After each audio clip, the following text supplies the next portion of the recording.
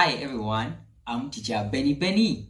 Welcome to this channel where you learn English and Luganda easily. And if you find this channel of great benefit to you, please feel free to send your support and love on the account numbers displayed on screen and mobile numbers, both Airtel and MTN. The numbers are displayed on the screen. And don't forget to subscribe, like, and share. Please do share my videos such that many people can benefit. Many people have benefited and they've sent their regards on my numbers I will see in the comments. So, like, share the videos. Wosanga nga video eno ya makulu era ngekugasa, please likinga oba osobola okuweereza obuyambi bwo ne support on the account numbers eziragibwa ku screen. Okay, bye-bye. Enjoy the video. More confusing words. More confusing words. Ebigambo ebibuzaabuza. Ebigambo ebibuzaabuza. Okay, you're welcome in today's lesson, and today we're going to finalize with confusing words in English and Luganda. Okay, let's start. Buy and buy. Buy and buy. The first buy with B-Y-E, it means a farewell remark.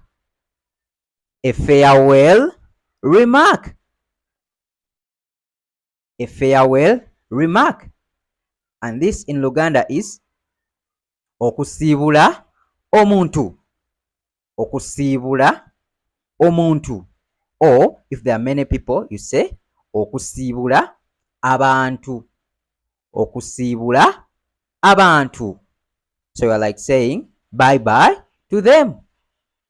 Whereas the last buy with B-U-Y, it means to exchange something for cash or money. To exchange something for cash or money. To exchange something for cash or money. Okugula ekintu. Okugula ekintu. Number 2. Desert and dessert.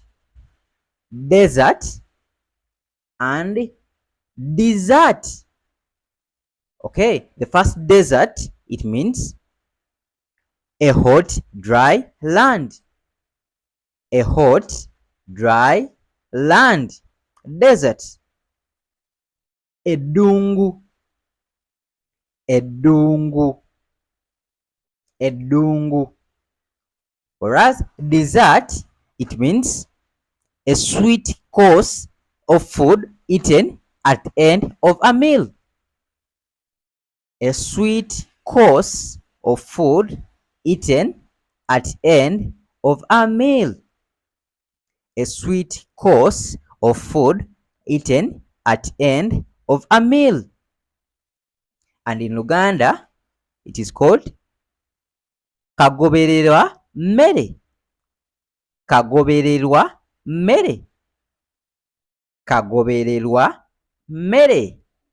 And for further reference about foods in English and Luganda, refer to the video above about local foods in English and Luganda. Okay, let's go to the last one. We have ensure and insure.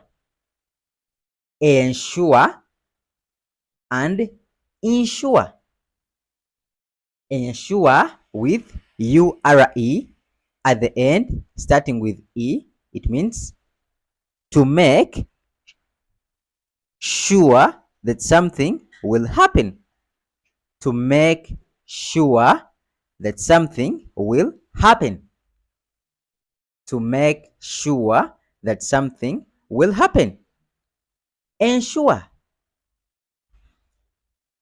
Okukakasa ekintu okubaawo. Okukakasa ekintu okubaawo. Okukakasa ekintu okubaawo.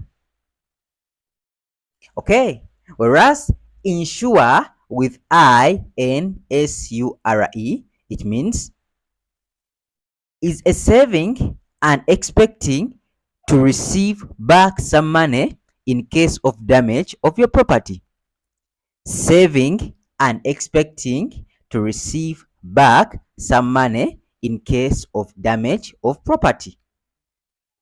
Saving and expecting to receive back some money in case of damage to property. Insure kitegeeza okutereka ku nsimbi okwewala obuzibu obunajja mu maaso nga tewali kusasulwa. Okutereka ensimbi okwewala obuzibu obunajja mu maaso nga tewali kusasulwa. Okutereka ensimbi okwewala obuzibu obunajja mu maaso nga tewali kusasulwa. Like you insure your property with the insurance agency, such that in case of damage of your property, you are compensated. Okay, those were some of the confusing words in English and Luganda. Meet up in the next video. Bye bye. Weraba.